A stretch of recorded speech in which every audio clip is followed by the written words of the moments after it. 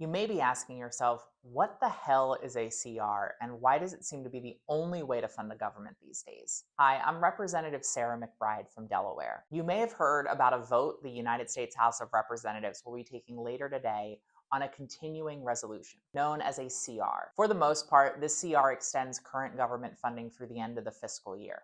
While this may look good from afar, just like New Jersey, it's bad up close. Continuing resolutions are lazy, ineffective, and harmful ways to govern. Let me break it down. It's Congress's responsibility to draft 12 yearly appropriations bills. Each House committee negotiates their respective bill and then sends it to the House floor for a vote. By bypassing this process, Republicans are effectively handing over to the current administration nearly free rein to shift funding around as they see fit, and not how Congress directed this funding to be used. We've seen the Republican Party turn to CRs more and more in recent years as their inability to govern shrinks every single day. So rather than working with Democrats to draft bipartisan appropriations bills that empower our federal agencies, help us keep our commitments, and address the most pressing issues facing Americans like rising costs, Republicans would rather push through a CR that lays the groundwork for Trump's Project 2025 agenda.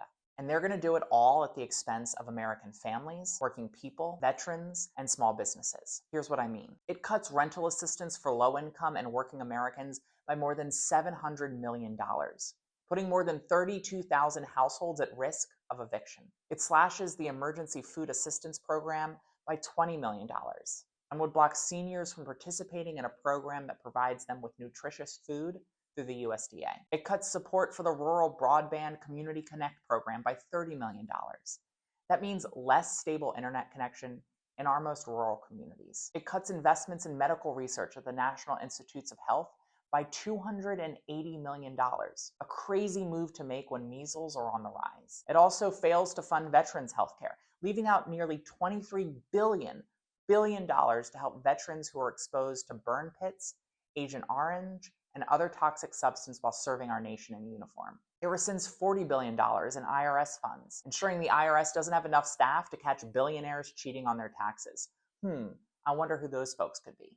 It stops funding for community projects in nearly every single community across the country. These are local investments in housing, healthcare access, transportation infrastructure. It cuts up to $40 million in election security grant funding. But wait, I thought they were concerned about voter fraud, or is that only a problem when Democrats win?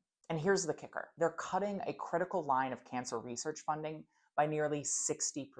Bob and Lewis shared with me that this funding led him to 7 innovative treatments to his own cancer, which saved his life. Cutting this funding could have fatal consequences for Delawareans like Bob. It is shameful. This is all part of the president's larger plan to show us that government doesn't work by making it not work. This is no way to govern. I prefer to work in a bipartisan way, but the majority has chosen a partisan path forward. I'm voting no on this CR because I oppose cutting cancer research and giving this president a get-out-of-jail-free card to decimate federal programs he doesn't like. Stay in touch, and I'll do the same.